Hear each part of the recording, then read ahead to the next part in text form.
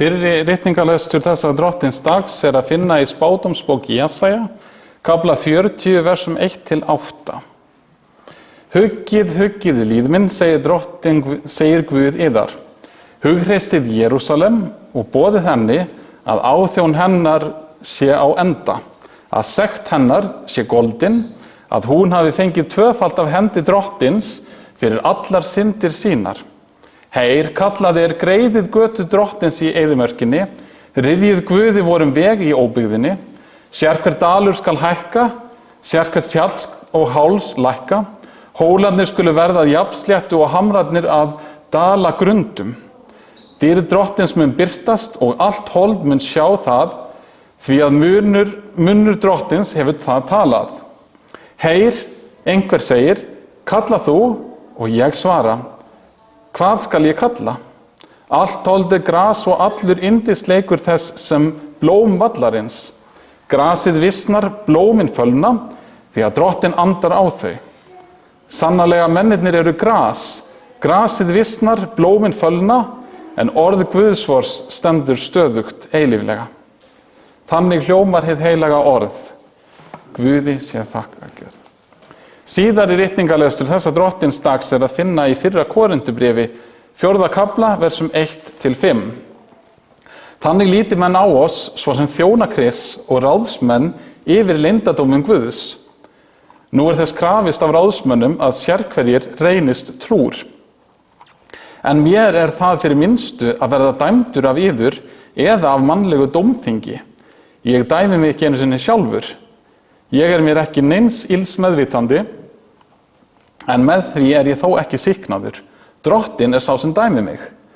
Dæmi því ekki fyrir tíman, áður en drottin kemur.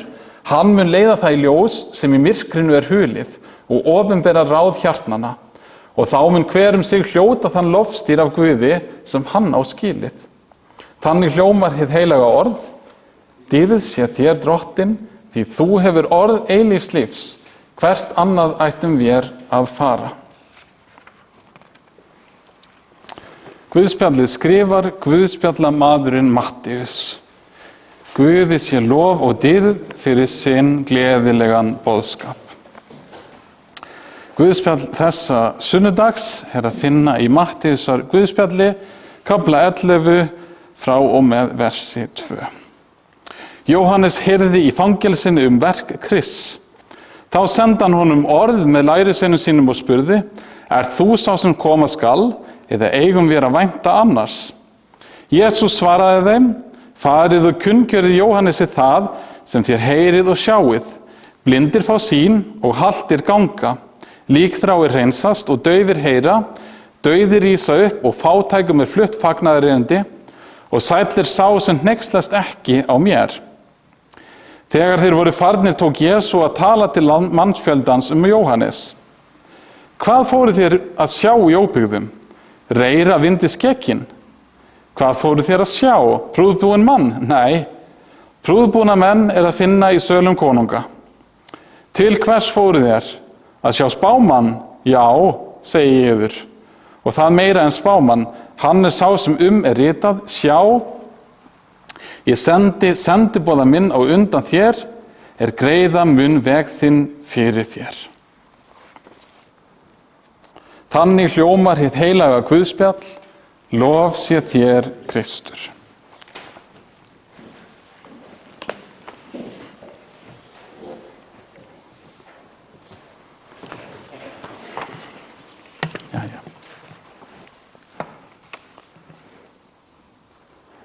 Texti þessa sunnudags byrjar hjá Jóhannesi skírara. Honum hefur hneppt í fangelsi. Fyrir það eitt að gagnrýna Herodes Antipas sem var konungur í Galíleu. Og hann var gagnrýndur vegna hjónabands hans við bróður dóttur sína Herodías. Og þarna sat Jóhannes í fangaklefanum fyrir ranglæti konungsins, væntanlega velvitandi það að það gat komið að því að hann yrði tekinn af lífi, sem gerðist líka stuttu síðar.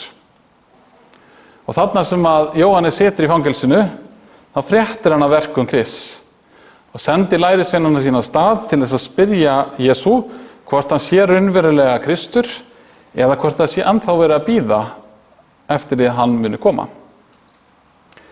Kirkjufeðrunum í frumkirkjunni þótti þessi spurning erfið. Ekki vegna þess að það var svo erfitt að svara henni, heldur vegna þess að þeir gátu ekki ímyndað sér að Jóhannes skírari hefði nokkuð tímann efast, eiginlega hvort sem það var mikið eða lítið.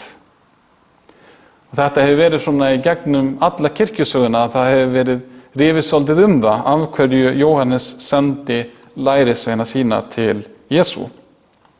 Sumir töldu svarið vera það að Jóhannes hefði sendt lærisveinana sína þeirra eigin vegna, til þess að þeir færu og töluðu við Krist og sæju hann eigin augum og heyrðu röddina hans beint úr munni hans. Og það getur svo sem vel verið. En ef við gætum vel að, þá getur verið að sé meira á ferli hér. Jóhannes sendir orðsendingu sína til Krists og Kristur sendir orðsendingu tilbaka til Jóhannesar. Þetta samtal þeirra á milli. Og fyrir Jóhannesi höfðu verið opinberaðir ákveðnir hlutir, jafnvel frá því að hann var lítill.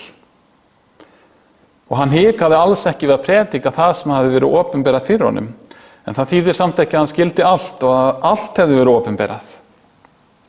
Enda hafði hann áður vilja varna Kristi að skýrast af honum í ánni Jórdan. En nú dúst hann í fangelsi, án þess að Kristur kæmi og leysti hann út.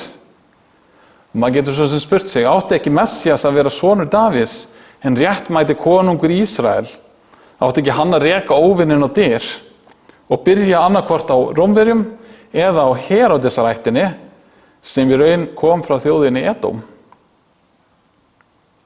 Með öðrum orðum, það ætti kannski ekki að vera svo mikið mál að lesa orðin nákvæmlega eins og þau standa. Spurningin og svarið voru samskipti milli Jóhannesar skírara og Jesú Krists. Það alls ekki óhugsandi að Jóhannes hafi haft einhverjar brostnar væntingar og það hafi valdið kannski einhverjum efa eða allavega óró nægilega til þess að hann í það minnsta sendi spurninguna til Krists. Gerði þá kannski það besta sem hægt var að gera. Eins getur að vera með okkur sem lifum 2 öldum síðar. Við getum upplifað svoleiðis tilfinningar. Það vonbrigði fyrir okkur öll að sjá hvernig kristin trú hefur fölnað og horfið úr landinu okkar. Það eru færri og færri sem koma saman í kirkjum og í samkomuhúsum.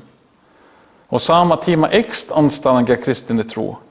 Það ráðist á okkar trú vegna synda presta og predikara, vegna breyttar siðfræði í samfélaginu sem nú vill aðra hluti og vegna þess að stækkandi hópur telur trú á eilífan Guð hreinlega vera hindurvitni. Lífið með Jesú eða lífið með Kristi bara ekki alltaf eins og við helst vildum að það væri. Það engin endalaus halarófa af einskærum sigrum. Við upplifum frekar andstöðu, við upplifum hatur, smán og jafnvel þjáningar vegna nafns Jesú Krists. Rétt eins og Jóhannes skírari getum við þá staðið okkur sjálf í því að spyrja, hann þá virkilega sá sem koma skal eða eigum við að vænta annars? Ætti ekki hann, ef hann sá sem koma skal, ætti hann þá ekki að geta gert eitthvað í þessu? Eða í versta falli gætum við spurt okkur, eigum við kannski ekki að vænta neins yfir höfuð? Svarið við þessari spurningu skiptir sköpum. Þannig að það skiptir máli að trúin okkar sönn. Og Biblían talar berum orðum það. Apostolinn Páll skrifar í 1. Korinthubréfi í kafla 15, versi 14, ef Kristur ekki upprisinn, þá ónýt predikun vor og ónýt líka trúið þar. Það skiptir sköpum að trú okkar sé sönn. Við ættum þess vegna að sperra upp eyrun og hlusta á það svar sem Jesús sendir Jóhannesi. En það hljómar einmitt svona, blindir fá sýn, haltir ganga, líkþráir hreinsast og daufir heyra, dauðir rísa upp og fátækum flutt fagnaðarerindi.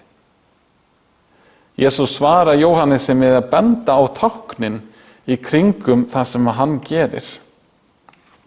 Kristur kom ekki á laun, sonur Guðs kom ekki og faldi sig. Heldur kom hann opinberlega.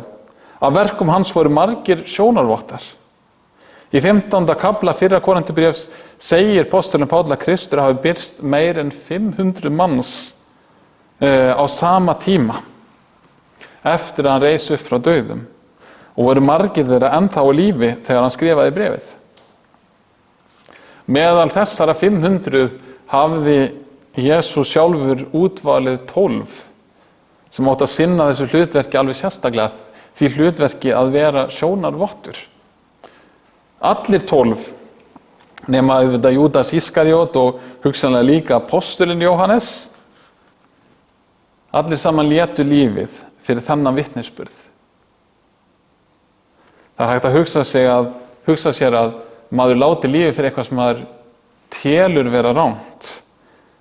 Eða telur vera rétt ætla ég að segja, en það enginn sem lætur lífið fyrir það sem hann veit er rangt. Þetta eru menn sem að létu lífið af sannfæringu sinni fyrir það sem þeir hefðu séð og heyrt.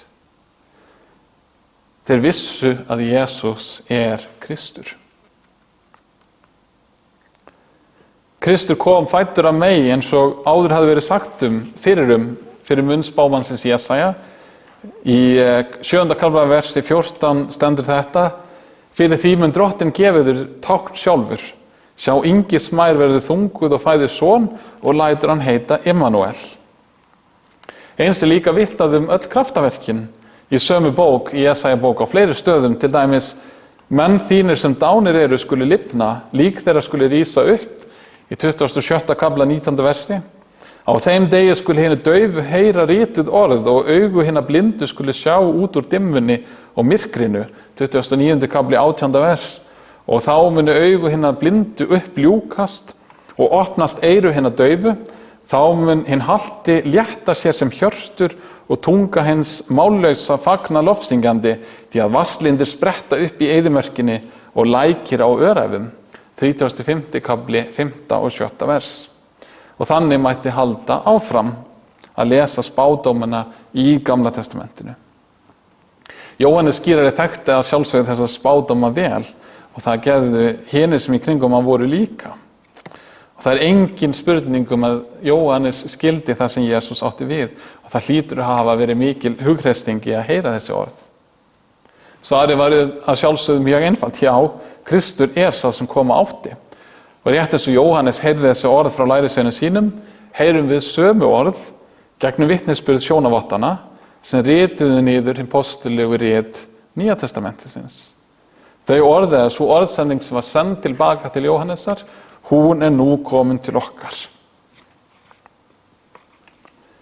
Samt sem áður það ekki furðulegt að þessi orð ætti að hugreista og hugga Jóhannes þegar hann þurfti áfram að vera í fangelsi. Og ekki var hann bjargað heldur frá höggi Heródesar. Hann kom ekki út úr fangelsinu á lífi. Eins gætum við kannski spurt: hvaða huggun höfum við þegar fastaði þjarmað að þeim sem trúa á Krist og treysta honum? Hvaða huggun í því að Jesús sé Kristur, að hann sé sá sem koma átti, þegar við þurfum áfram að berjast við hið illa? En þessu hafa eiginlega ritningarlestrarnir tveir, fyrri og síðari, þegar svarað. Fyrri ritningarlestur talar huggun fyrir líf Guðs, en það ekki einmitt þannig að það einungis sá sem syrgir sem í raun hefur þörf á huggun? Það ekki bara hinn hreldi sem þarf að hugga? Lýður Ísraels horfði upp á að land þeirra var hertekið af Babylon, þjóðin var færð í útlegð. Svo kemur þetta huggunar orð. Ég ætla að lesa það einu sinni enn. Huggið líf minn, segir Guð yðar. Hugreistið Jerúsalem og boðið henni að áþjón hennar sé á enda, að sekt hennar sé goldin, að hún hafi fengið tvöfalt af hendi drottins fyrir allar syndir sínar. Heyr, kallaði greiðið götu drottins í eyðimörkinni, ryðjið Guði vorum veg í óbyggðinni. Sérhver dalur skal hækka, hvert fjall og háls lækka. Hólarnir skulu verða jafnsléttu og hamrarnir að dal grundum. Dýrið drottins mun birtast og allt hold mun sjá það, því að munnur drottins hefur talað það. Heyr, einhver segir, kalla þú, og ég svara, hvað skal ég kalla? Allt hold gras og allur yndisleikur þess sem blóm vallarins. Grasið visnar og blómin fölna, þegar drottin andar á þau. Sannarlega, mennirnir eru gras. Grasið visnar, blómin fölna, en orð Guðsvors stendur stöðugt eilíflega. Í fyrsta lagi á Ísraels þjóð ekki lengur neitt sem ekki hefur verið gert upp við Guð. Í öðru lagi drottni hér lýst á óttafenginn hátt. Það ekkert sem getur staðist frammi fyrir honum. Allt frá einum minnstu blómum sem fölna við anda hans til hæstu fjalla og lægstu dala sem jafnast út þegar hann kemur. Og ég held að Ísraels menn af öllum þjóðum ættum að þekkja það vel og skilja það vel sem margoft hafa gengið milli fjalla borgarinnar Jerúsalem sem staðsett á það bil 750 metra hæð yfir sjávarmáli og niður í dal Dauðahafsins sem 430 metrum undir sjávarmáli. Þeir þekktu djúpa dali og há fjöll og frammi fyrir drottni jafnast allt þetta út. Huggunin felst í þessu að drottin sem lýst með þessum orðum, hann stendur með Ísrael, hann með þeim í liði. Mér verður hugsað til krakka í grunnskóla sem að skipta upp í 2 fótboltalið. Annað liðið, hugsaðu ykkur það að annað liðið fengi atvinnumann til að vera með sér í liði. Það verður ógn að standa gegn honum, en mikið léttir að hafa með sér í liði. Eða kannski til að taka annað dæmi aftur frá því þegar maður var krakki, þá voru krakkar sem sögðu eitthvað á þessa veru, já, hann pabbi minn miklu sterkari en pabbi þinn.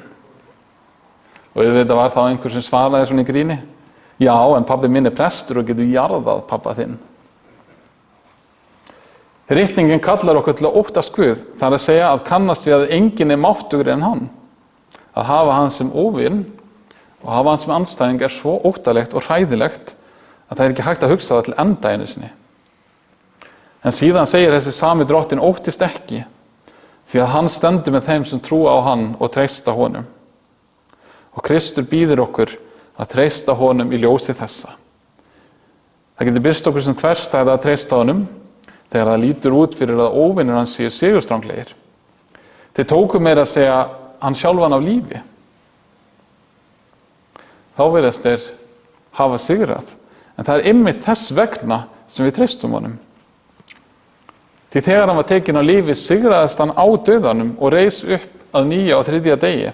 Hver getur eiginlega unnið sigur á þeim sem dauðinn sjálfur getur ekki einu sinni haldið? Þess vegna getum við líka verið þolinmóð og treyst Kristi. Til lengdar skipti þá litlu, þótt heimurinn hati okkur og jafnvel dæmi okkur, hvort hann væri með lagalegum dómi eða með dómi almúgans.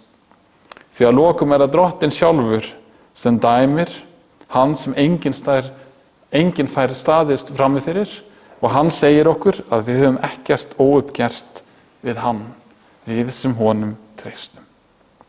Dýrð sé Guði Föður, Syni og Heilögum Anda, svo sem var í upphafi, enn og verða munum aldir alda. Amen.